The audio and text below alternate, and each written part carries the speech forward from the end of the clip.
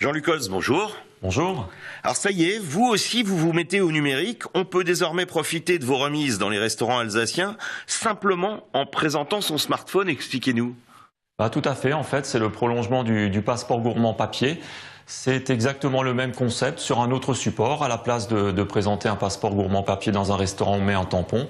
On présentera simplement son téléphone et puis le restaurateur validera l'avantage directement dans le restaurant et sur le smartphone du client. Alors pour vous, c'est aussi plus de souplesse dans la commercialisation. Pas nécessaire d'acheter tout le passeport et ses 125 établissements.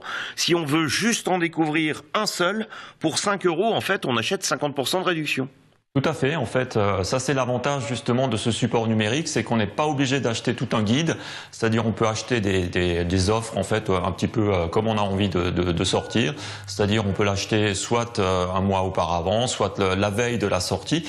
Et puis l'avantage, c'est qu'à chaque fois qu'on l'a utilisé, donc on renouvelle, ou alors on achète une offre un peu plus longue qui est valable 1 an ou jusqu'à la fin de l'année suivante.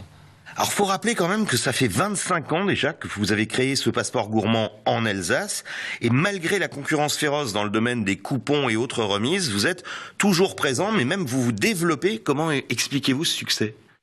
Écoutez, je pense que ce succès, il est dû au fait que j'étais le premier à l'époque, quand j'ai créé donc le passeport il y a 25 ans. En décembre 88 est sortie la toute première édition, donc qui faisait une vingtaine de pages avec une vingtaine de restaurants partenaires.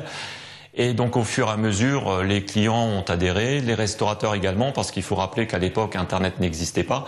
Donc c'était vraiment, tout était axé sur le papier, sur la communication. Et donc le guide a régulièrement grossi tout au long de ces années pour devenir je dirais un très très beau guide qui fait maintenant plus de 200 pages avec plus de 120 restaurants partenaires.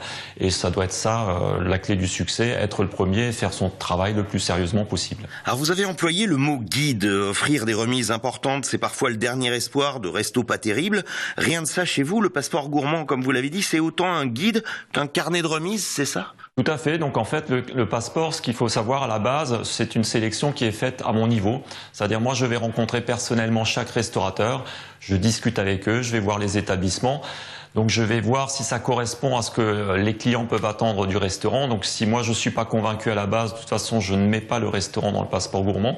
Ce qu'il faut savoir également, et c'est très très important parce que les gens me posent toujours la question, les restaurateurs ne payent pas pour être présents dans le passeport gourmand. C'est vraiment un partenariat entre le passeport gourmand et les restaurants. Alors on sait que les fameuses box cadeaux font un tabac à Noël, mais qu'une bonne partie n'est jamais utilisée. Est-ce que c'est le cas aussi pour les passeports qui seront offerts cette année ? Il doit certainement y avoir des passeports qui ne seront pas utilisés, hein, ça c'est une évidence je suppose.